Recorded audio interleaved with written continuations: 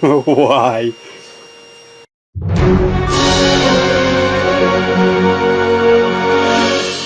everyone, it's 24eModels.co.uk. Welcome to part 5 of the Rossi build. I think it's part 5, is it? Yeah, it should be part 5, I think. So I've done the mush, and just off camera there, we've got there somewhere, we've got the panel lines drying from the panel line wash on the body itself. Give you a quick glimpse. Are you ready? Oh, there we go. That's all you're getting. Yeah, I know. I'm rotten. I'm evil. I'm nasty. I'm like that. So sit back, enjoy. We'll talk through the rest of the figure building party thingy stuffing. Oh my word, Mr. Rossi, Mr. Rossi, Mr. Rossi, Mr. Rossi. You're being a bit of a pain. Now, shocking lighting. So let's try and sort this out a little bit. Try and get some of these shadows back. We've got a massive, great big. Giving this a bit of a priming, a quick dust coat, just so I can figure out what's what with it. And there's massive, great big seam lines everywhere that I need to take care of now. There's a guideline there that looks like seam line, but it's not. That's actually where one of the logos go. Or is it? No, that's his thong. Beg your pardon. So there's like a thong effect on the leathers themselves. So that looks like it stays white. Just putting the instructions over. As we come round, you can see panels of where the colours will merge. Not merge. Where the colours are separated from each other. But then you get a massive, great big seam line along there from where the moulds clamp together, and it's shocking. There's another one that runs down the shin there into the foot, but then we get the actual join line from the two halves of the kit. It leaves that massive, great big gap in the ribbing of the thigh.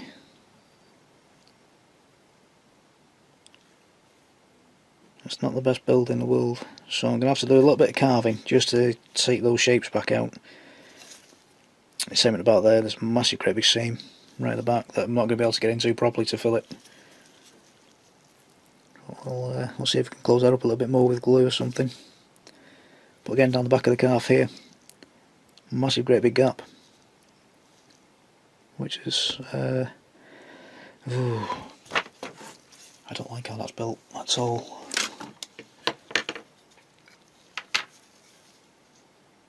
Same on the sleeves. There's a couple of nasty seam lines that don't appear to match up with anything, but then you can make out where the panels of the leather are. It's so massive, great big gap there as well. Don't like that at all. Don't like that at all. And you got a big bit at the back. So it's not Tamiya's. Tamiya, potato. It's not their finest hour. We'll work with it. We'll see what we can do. The last thing I want to do is start using loads and loads of filler. But it looks like I might not have much of a choice, especially here on the chest, because it looks like there's going to be a couple of decals covering this seam here at the top, but that seam is god awful. It's very ugly, it's very in your face and standy out, so I'm going to have to do some work on that by the look of it. In terms of fitting him on the bike, it's absolutely grand, it really is. The two arms fit together perfectly. There's a little bit of work needs doing around the back. I can't get it lined up again now. There we go. So there's a little bit of work needs doing just here. It doesn't quite match. Oh, I don't know.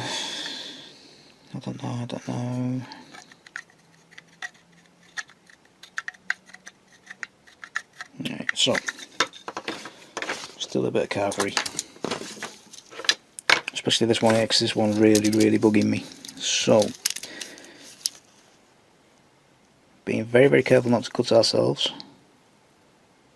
Just going to very gently chisel away that line there.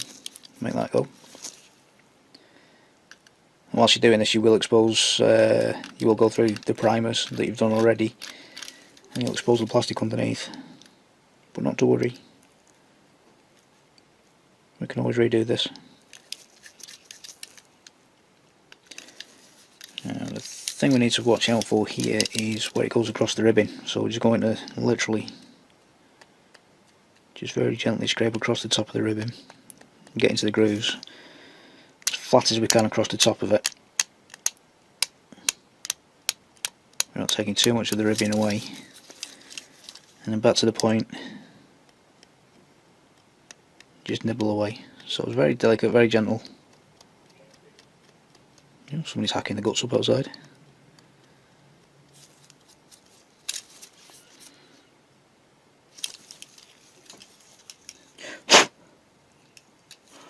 Also genuinely gutted. Last night I was going to bed.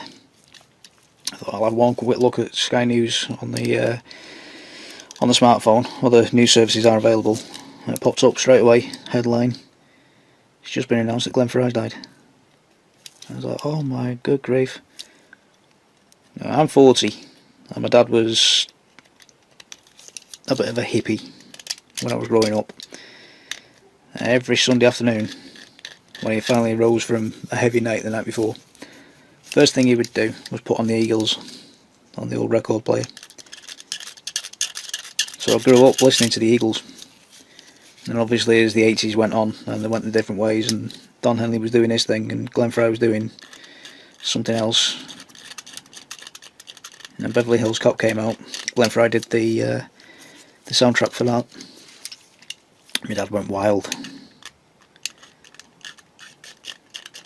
And because of his passion for the Eagles, I've pretty much followed in the same vein. And a couple of years back, I went and bought every single one of the albums on CD for my dad's birthday, and it melted him. I've never actually seen my dad cry, but that day I did. So, oh, you've no idea what this means, and yeah, we do share a passion for the Eagles, so we were genuinely upset last night when we found out. Again, it's not something my dad does. He's not often a crier. He's a very emotional bloke. He'll tell you his feelings all the time, and he'll things like that, but he's not one to show his tears. He did last night, which made me cry. Oh, genuinely shocking. What's going on with this year so far? We've lost, what is it, David Bowie, we've lost Lemmy, we've lost Glenn Fry now, we've lost Alan Rickman, Mott the Hoople, one of the lads from that died this morning. What's going on? I don't like 2016 already, it sucks. Make it go back.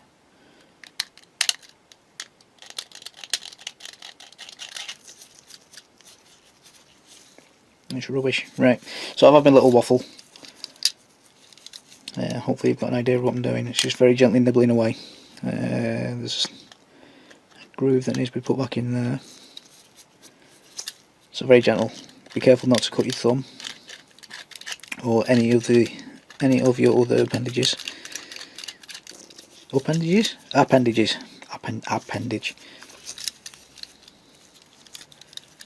Still a hell of a groove there.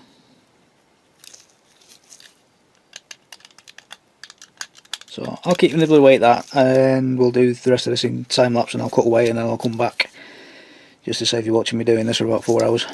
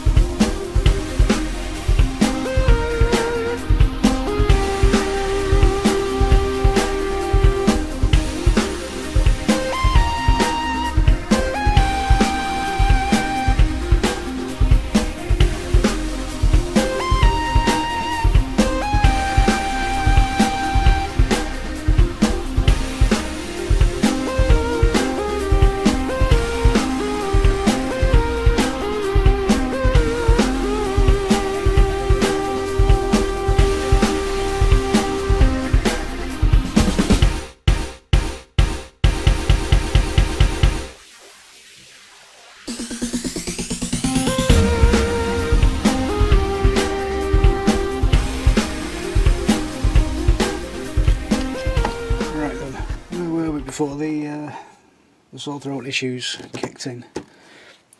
Probably tell I'm still a little bit croaky. It's been a week since I was last doing all this kind of thing, and then I completely lost my voice. It was brilliant. So I've had a week where we sat in the back office at work, just shredding and things like that, you know, just doing the general office things. And I said to the boss on Friday, if this isn't any better by Monday, excuse me, if this isn't any better by Monday, then I'm not coming in. I'll be taking a couple of days off on things like that. She went, yeah, alright then, fair enough. So first thing, it's Wednesday now. First thing Monday morning, I was like, oh no, I can't do it yet. It's brilliant.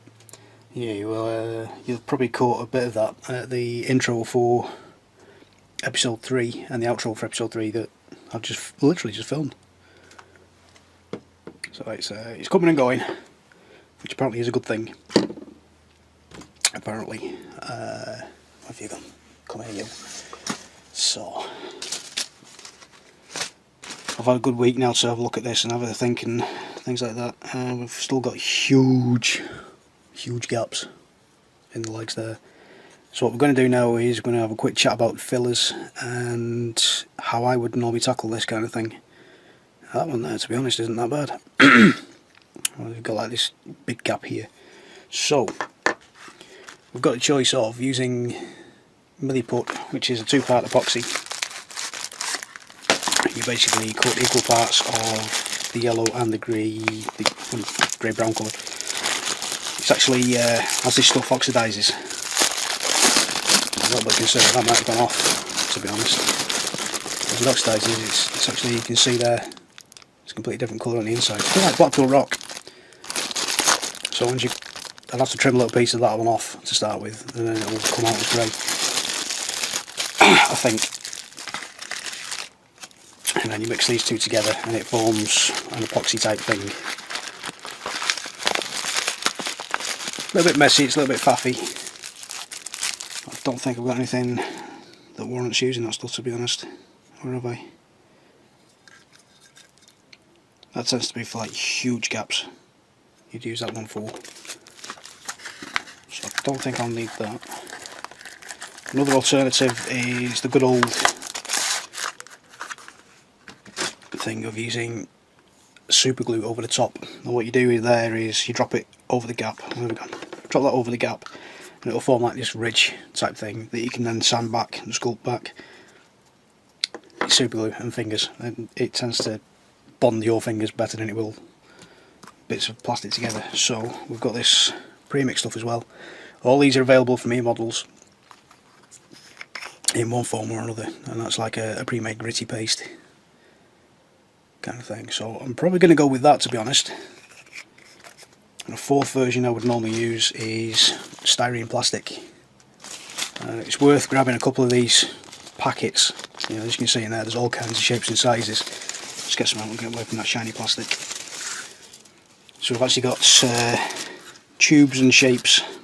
Tubes. So we've got like huge tubes. These come in handy as well for if you haven't scratch build anything. I built a 1/9 scale bike a few years back. Oh, I say a few years back, a couple of years ago for a father-in-law. Oh. His was the original 1974 kit, and this is the updated Italieri version. It's the company that used to be Italieri. This is the version I did a couple of years ago, but the one my father-in-law had, the entire back end here is completely different from the original kit, the 74 kit, and he'd basically glued everything together rather than leaving it freewheeling like this. He made a hash of it in 1974, bear in mind. I fixed it in 2013, so it's been like, you know, the best part of 40 years. Sat there doing nothing in his loft. Can you still hear me? No, I'm going to break that now. Put that there a minute. I'll probably hear it crashing in a minute. So yeah, he sat there in his loft for the best part of, you know, not quite 40 years. And I had to come along and repair it, which meant drilling out the entire rear axle and replacing it with this stuff, so that it'd free wheel on the stand. cracking kit, the original one. The new version, not so cracking. It's been updated and all kinds of things have been changed inside the kit itself, but it's a good challenge. Excuse me. Oh, hello. Cool. Right, so there we go. It's gone back again. So what I would normally do is use this really thin stuff. Now you can, of course, heat up. I've thrown it all away. The frames that the kit comes on, you can heat that up, but you then got the problem of, if you set that on fire, you're then creating noxious fumes inside your working space. If you've not got your windows ventilated open or anything like that, yeah, that makes sense in my head.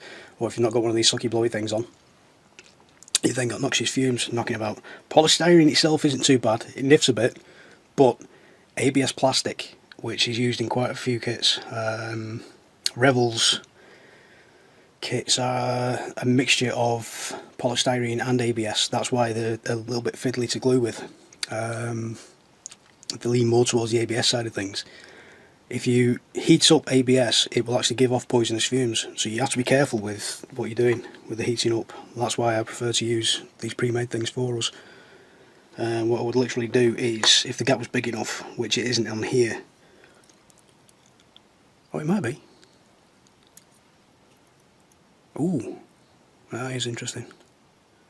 No, it's not quite deep enough, but if that gap there continued all the way through, I would actually lay that over the top and use some Tamiya thin to get that into the gap. Let that set for a few minutes and then go over it again with the Tamiya thin. Excuse me. Just to like smooth it all down a little bit. And it's a very similar technique to the one I used on the front splash guard of the Yamaha bike, wherever that's gone. I've lost it. No, I've moved it, I've tidied up a little bit and it's gone. There you go. So if you cast your minds back, hopefully there's a video overplaying over the top of this now. Right there, right at the front of the splash guard, be that massive great big ridge that we took care of by adding the glue into the gap, giving it a squish and using the kit's own plastic to pop through and create the seam for us. That'll do the exact same job. So think of it like using a welding rod with a normal electric welder. Only the glue is the welding arc itself, if that made sense. Probably didn't. It's me explaining stuff. Never makes bloody sense. So we'll just trim the little feature that way. So that's the 4 options I use straight away for sorting this kind of problem out. I've got all kinds of seamage. So I'm just going to cut away here whilst I tidy this up. Let's pull you in a bit closer. Try and sort this lighting out a little bit. So I'm just going to try and remember where I put my tweezers. There's my tweezers. Come here, you. What I'm going to do is, just to prepare the area a little bit, I'm just going to run some Tamiya thin there on that seam. I'm going to pick this doohickey up, and without trying to get any fingerprints in there, just place it over the top so it tacks on a little bit at the front. Like I said, it's a little bit too big for what we need. Once we get some Tamiya thin on here, we can sort it out properly.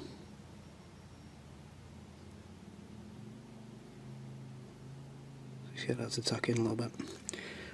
We'll add some more over the top.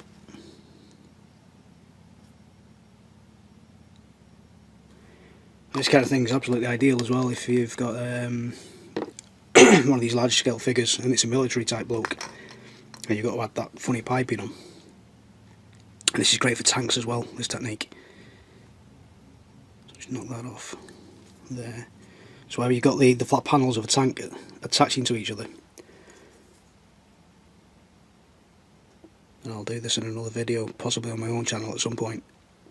Where you get the flat panels of a tank joining, like that.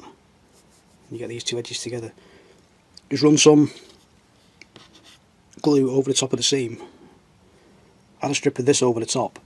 And then run some glue over the top again. And then just notch it with the back of a knife. Like so. You'll create a lovely world effect. handy little technique. So just add some more glue over the top of that. So we're going to leave that for I don't know, about 30 seconds or so, just to start going all gooey and whatnot. And then we'll take a cocking tail stick. There you go. We'll see if we can move that around a little bit. Come on. Whilst that's waiting, I'll give you a quick story about work. Lovely junior doctor, Australian lad, came walking over. He is absolutely gorgeous. I said, do us a favour, Jim, have a look at the back of my throat. Is that tonsillitis? So he gets his scopes out and whatnot. Has a quick look. He's, oh, yep. That's tonsillitis, mate. All the girls are drooling all over the place.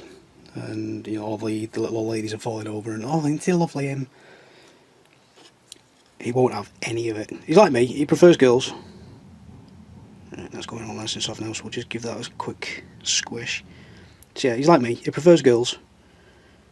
And he knows full well that the girls are flirting with him just so they can get a free ticket to Australia when he goes home. He's not daft. For an Aussie lad, he's actually quite clever. Hey! Yeah, he's having absolutely none of the flirting whatsoever. But if I start flirting with him, he'll flirt back on purpose just to wind all the girls up. So they're having a good old giggle. That, yep, you got tonsillitis, mate. They need to come out. Oh, I'm 40 now. You had your chance when I was 9 years old. They're mine. Get off. So unfortunately, it does look like at some point these tonsils are going to have to come out now. I stopped smoking, let me think, 5 years ago, just over.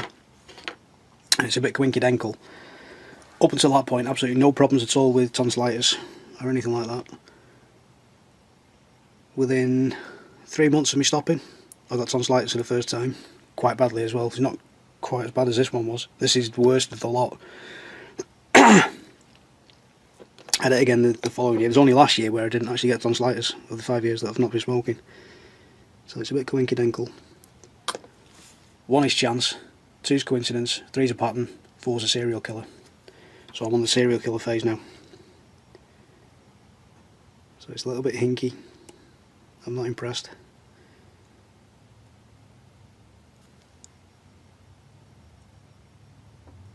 It's all gone wrong. So at some point, they can't decide anything now whilst it's still like really raw, but in about a month's time we're going to have a consultation. And they're going to decide whether to take them out or not, or whether they're just going to monitor it next year, see if it happens again. I don't like it. I'm losing my voice and everything. It's rubbish. Alrighty, so I'm going to leave that to dry for a bit and do its thing, and then across this one here we're going to add some of this stuff. Again, you could use specialist tools, which I've mislaid again because it's me. It says because it's me and I mislay things. Nope, I've mislaid it completely. Yay, it's not in usable hiding places. So as I was saying, you could use these specialist things. Cocking tail sticks at the side of me. Might as well use that instead. And it's literally just a case of smearing that over the... Oh dear. Can I go home now? I want to go home. Just bring that over the top. Like so. And then try not to cover any other panel lines that are knocking about nearby. Just very gently, very carefully bob around, do your thing, try and smooth it out if you can.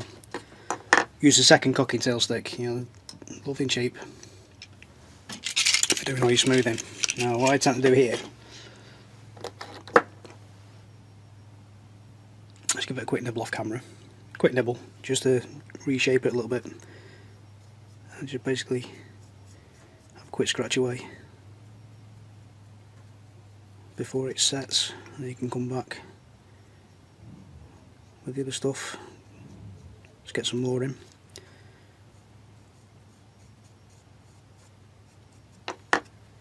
Like that. a bit of scrap tissue paper that just happens to be handy at the side. Wipe off the other stuff as it's drying, and then come back in with some more. Now this tube I've had for like a good couple of years now, and I've barely used it. So more often than not, you don't actually need to go to this kind of length. It's not very often you'll get a kit like this these days. And if you sat there watching this thinking, should I or shouldn't buy this kit, don't let this put you off. As you'll see, once I've finished messing about doing all this, it is worth putting the effort in. And hopefully it is just this one-off. Hopefully if you do get this kit, it won't be this bad.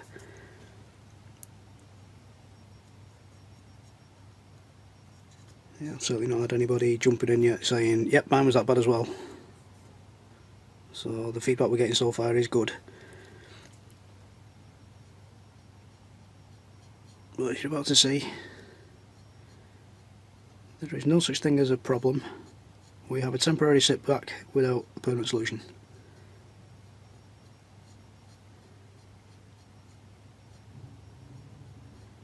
Now again, if we've got a massive great big gap, I wouldn't use this stuff straight away. I'd actually do this kind of thing and plug it first. Fill the gap in that way and use this as the final skim. Because this stuff will crack as it shrinks and dries, and you get that crackage that you get with filler. Like you use if you do DIY and you use this kind of stuff, it's very similar to the kind of stuff you'd actually fill cracks in your wall with. It's got that same kind of gritty quality to it. I'm not too sure if I'm allowed to say polyfillers or not. I'll say it anyway. So I'll grab that bit there as well. And then there's a very final layer of filling. We'll use some Mr. Hobby surface primer over the top of all this, just to smooth it all back and make it look all ship-shape and fancy.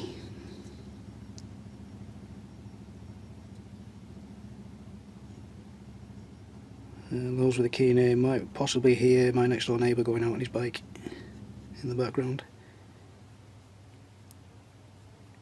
That bike actually sounds a lot beefier than it actually is.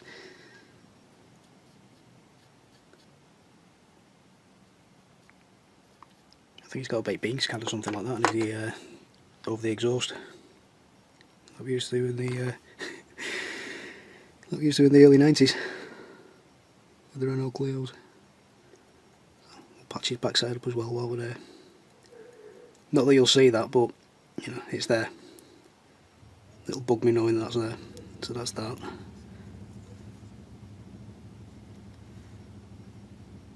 Quite a big gap there as well in the heel. So don't worry as well with these lines, because there's like loads of grooves. You'll see that better when I've done a pin wash on it. There's loads of lines. We can actually scrape this stuff back out of the grooves once it's dried. It's not a problem. There's that huge crack there. Huge crack. Right down there in the heel. I honestly don't know if you'll be able to see that or not, because the monitor I'm watching this on, just off to the side here, the lighting on it is shocking.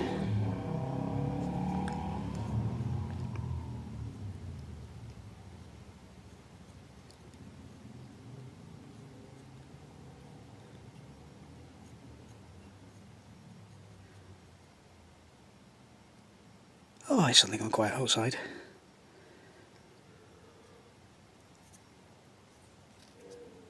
Apart from my dad burping downstairs. So that's that. So like I say, you could use, spend a couple of quid on proper spatulas and stuff like that. Cocking tail stick will do the job just as well. You pay your money, you take your choice and all that nonsense. This is actually quite therapeutic. So I'm happy enough with that now. And once all this is set and dried and things like that, we'll go over again with the guide coat. Excuse me. What was that noise? I wonder what sound effects I used that time. I heard something. Oh, that's better. What the whistle. So hopefully that's dried on the little plate that we've put in. Not the little plate, the little doodah hickey that we've added. So we can now just trim that back a little bit, sculpt it down.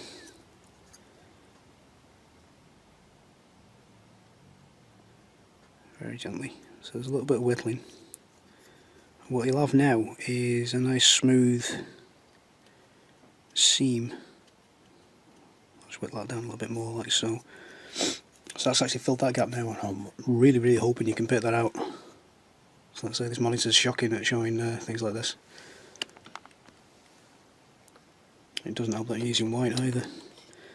What we can do now, just to stabilise that again, is just run some more thin cement over the top. Just help stabilise it.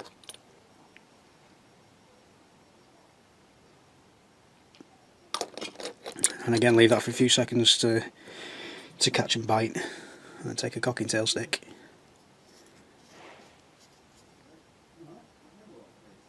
You can actually see that with the shine. Oh, my brother's arrived. So we just run really quickly with the cocking tail stick over the top. Give that a quick smoothing. And if we need to, add some texture by adding a couple of grooves over the top. Not a problem.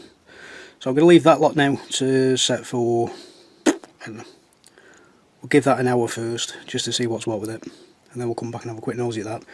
Off camera, I'm actually going to carry on recording this, do it as a time lapse. If I find anything that I need to point out, then I will do. Or hopefully I won't do. I won't have to, even. Possible I might have to plug that a little bit.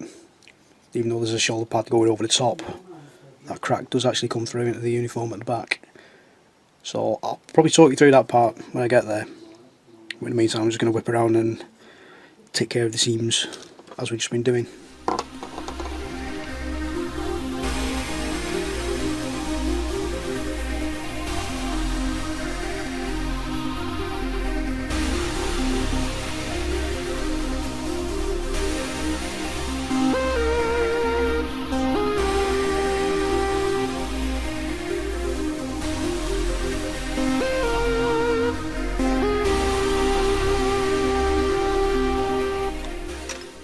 So that wasn't that bad on the top half, so we'll just have a quick go at this. So the offcut of that polystyrene strip I had earlier, I've just whacked into the gap on the shoulder socket there. I'm just going to drop some Tamiya thin over the top. I say this is going to be hidden by a shoulder pad anyway, so I'm not going to spend too much time worrying about it. So we'll leave that to go off, but as you can see there, where are we? There we go. There's a little tiny sticky up bit that we'll need to trim off once that's dried. So we can leave that to set again. And like I said, that's literally been about 10 minutes since I did that anyway, so we'll leave that to dry now for about an hour, then we'll come back to do the trimmage. Yeah, so we just did about half an hour or so. I'm just going to add the knee pads from the normal plastic kit. So these are on the same frame as the helmet and whatnot. So it's literally just a case of running some Tamiya thin over the top, watching for the big splotch of glue that comes out. Just rest that a little bit more, like so.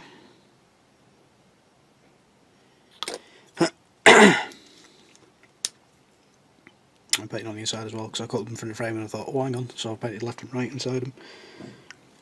Come here, there's more. Oh, what was his name? Jimmy Cricket. Yeah. I used to love him. So I'll get that lined up a little bit there, and then something over the top into the seam,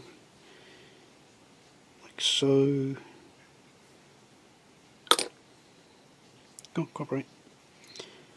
And then that can have another few minutes to sort out and do its thing.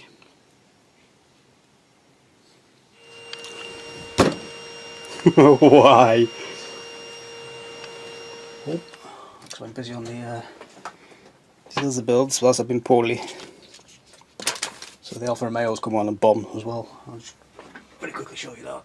Oh, pretty much have been added. We just need to take off the excessy bits. So I'll just get you in on these little rust spots at the top here. Hopefully you can see that. Just let me adjust me. There we go. Now I can see it. I've got one of those little faulty flippy screens.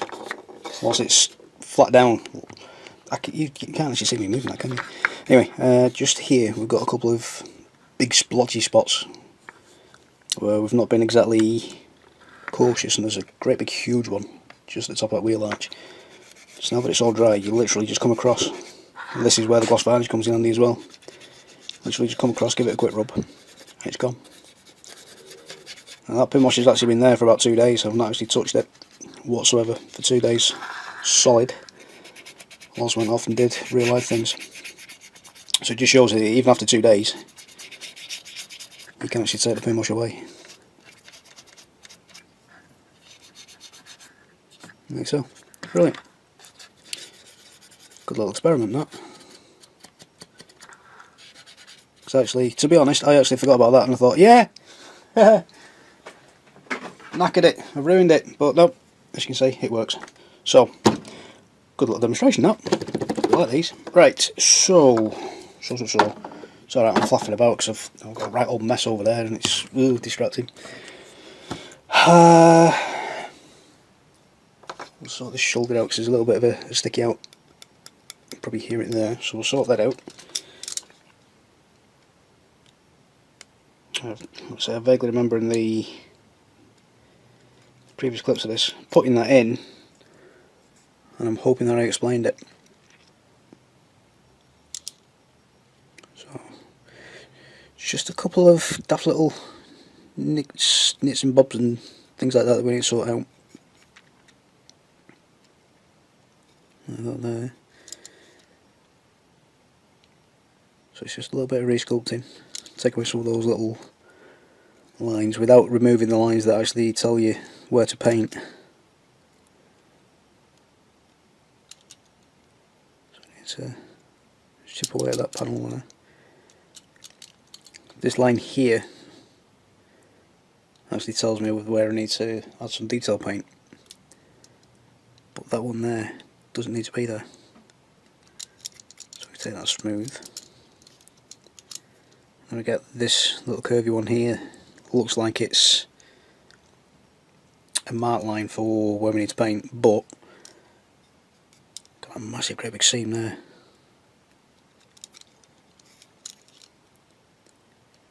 So I'm just going to carry on nibbling away in time lapse, so you're not sat there watching me doing this for like half an hour straight.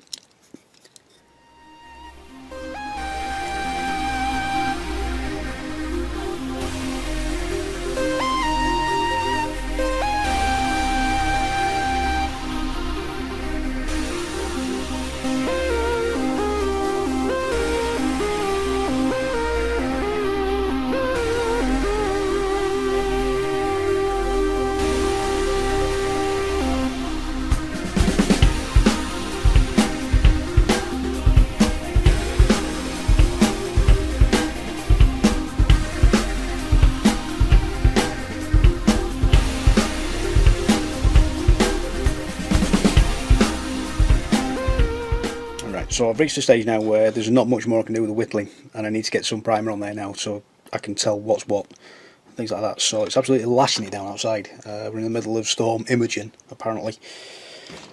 You know, it used to be bad weather. Now all of a sudden we've got names for each, you know, pattern of weather that comes through, and it's always a storm. No, stop your nonsense. It's just weather. So I'm going to go into my dad's shed, give that another blast of Tamiya primer, and we'll come back and see how these things are doing. Oh, yeah, more paint. Oh, I'll show these again. I'm triple filming again at the moment, just to get everything caught up. Because I've had to take that week off. Because no voice, it was great. So, a couple of little greaves that have managed to attach themselves to wet paint. Yeah, get off. Alright. So it's looking a little bit better now that we've got the primer on. Still a couple of wonky lines, but I can live with that. It's a damn sight better than it was. So I don't know if you can make that out. There's still a few little greebles here and there along this line. So what we'll do now is we're going to use some of these really smelly Mr. Surfacer 1000. It's available in, I think it's 500 and a 200 as well, I think. I can't quite remember. It's a while ago since I bought this stuff. I think this is still available from eModels themselves, and as you can see, it's something I use quite regularly because I've got a grotty old brush ready for it.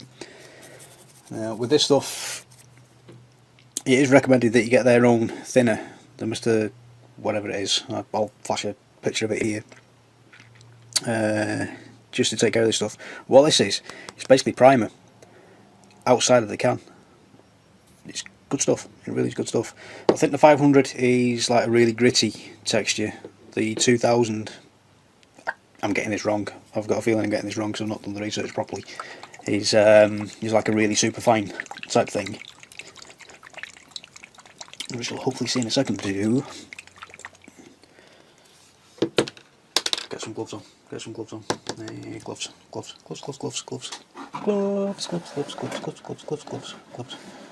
If you hear me, I might crash in a second or two, it's because I've got another kit up there covering my gloves up. Now, this does get a bit whiffy, so if you can, have your windows open, have an extractor fan going at the same time and all that kind of stuff. Just get this lighting sorted out. My lighting's a bit wonky again.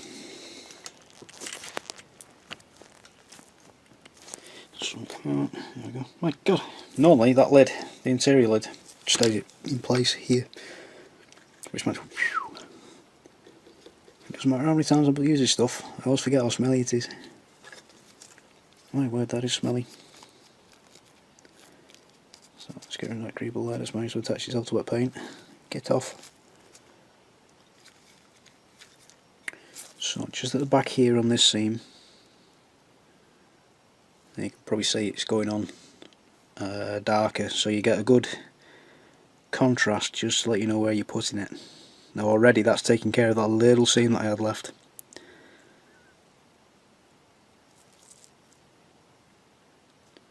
So we like that.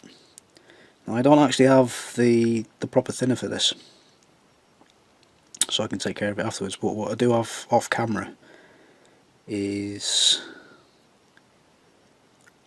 isopropyl alcohol, IPA. You'll probably know it as rubbing alcohol, a couple of other different names. And I've got some of that just off camera, and I normally just give that a quick rinse in a little tub. That'll help especially for the job.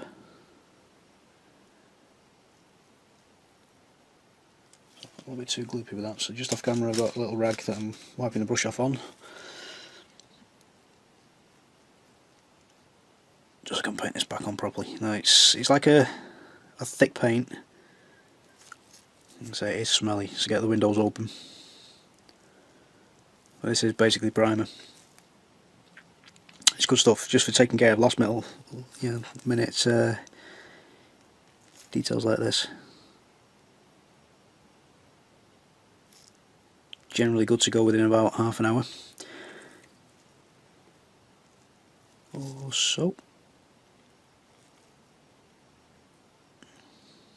What I'll do here, that gap there, that seam, it's a little bit too deep for this stuff on its jack, so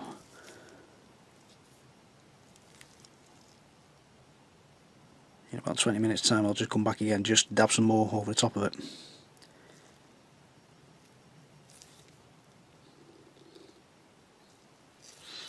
Just to fill in. As you can see, a little really does go a long way.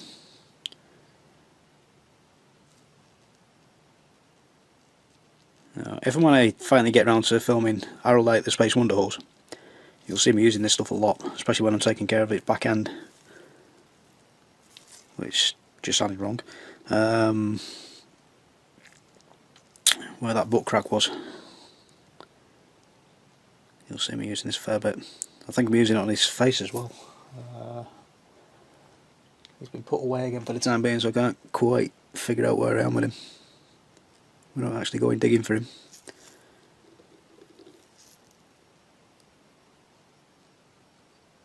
There we go. So hopefully you can see that. I've not gone too far off camera. I'm trying to catch the light as well at the same time. There we go. So we're just taking care of those little seams. There we go. That looks a lot better now. I'm going to try and catch some of that armpit at the back. I spotted that a minute ago. There we go. Could have done some proper filler in there.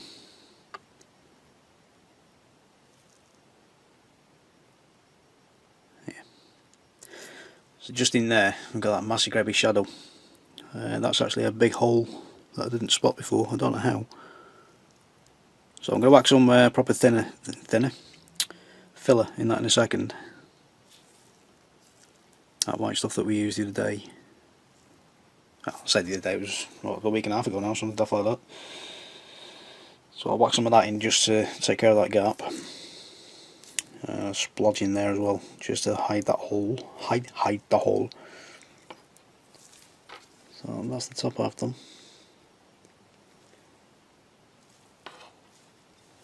Pop that off to the side there.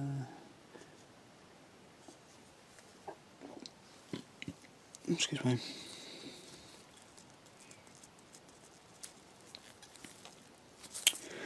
And then there's a couple of rough spots on the thigh itself. I'm just going to take care of.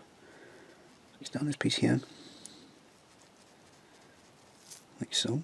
Oh, get on camera, Tony. Across there.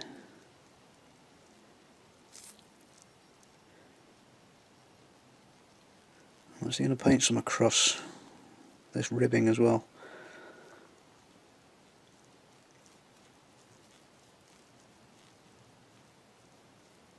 What we'll do, I've actually got oh,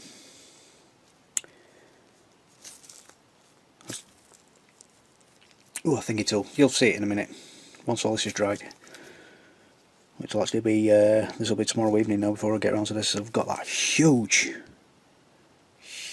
seam there in that ribbing still, so I'm actually going to fill all that ribbing in and then carve it back in. Let's say hopefully your kit won't be like this. Hopefully this is just a one-off. It is very unusual for a Tamiya kit to do this, so please don't be disheartened.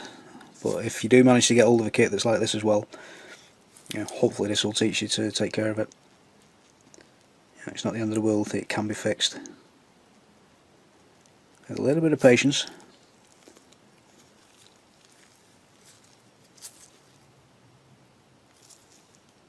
Obviously it's not going to be the weekend build you wanted it to be, but you know, who says it has to be done in a weekend? I'm actually quite enjoying this. Look at me, I'm proper model making.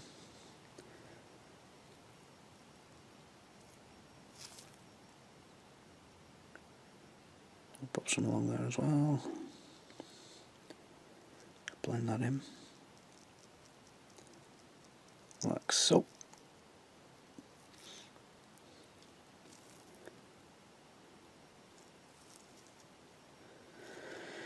Get some on these boots as well.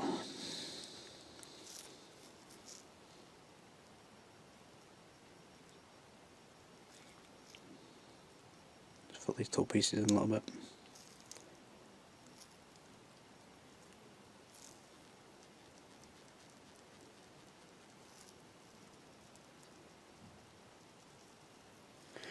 Okay, that'll do for that.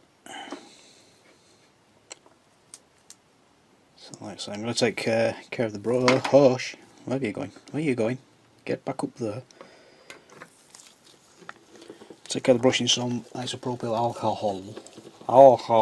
And I'm getting absolutely smashed at my face on this stuff now. This really is potent stuff. Get your windows open. And if you can, wear something like this at the same time. Make sure your windows are open, make sure you've got a fan blowing out the window, get your extractor on, don't do what I've just done and sit here with it like this.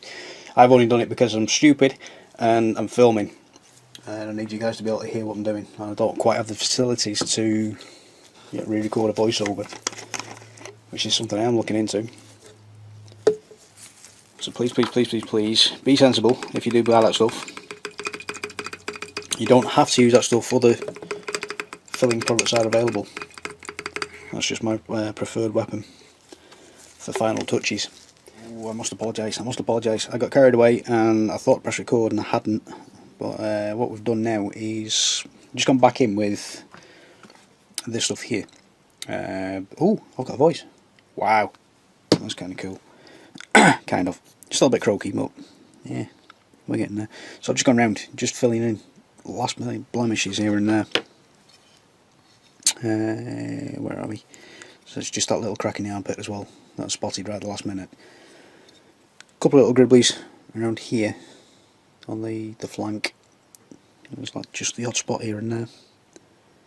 Just to bring it all back together. But it's a bit of a boring process, to be honest. But it's nothing that you haven't seen before. Now that that's drying, what I can do is go back and just add a couple more details, just by scratching away with the end of the picky tool type thing, just to scratch a couple of these contours back in where the filler's gone slightly over, so you just scratch that back, bring that back a little bit.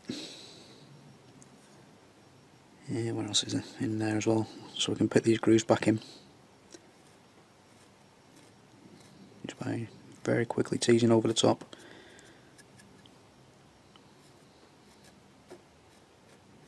And things like that.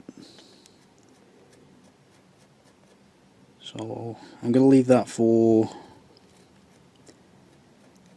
let's see, it's had about 20 minutes so far. I'm going to leave it for about another hour, see where it is, see if it's still tacky to the touch. And then we'll reprime, leave that overnight, and then hopefully we'll be at a stage where we can start throwing some paint on this fella. Well, at least I had fad for you then. Yeah. What's in that vodka?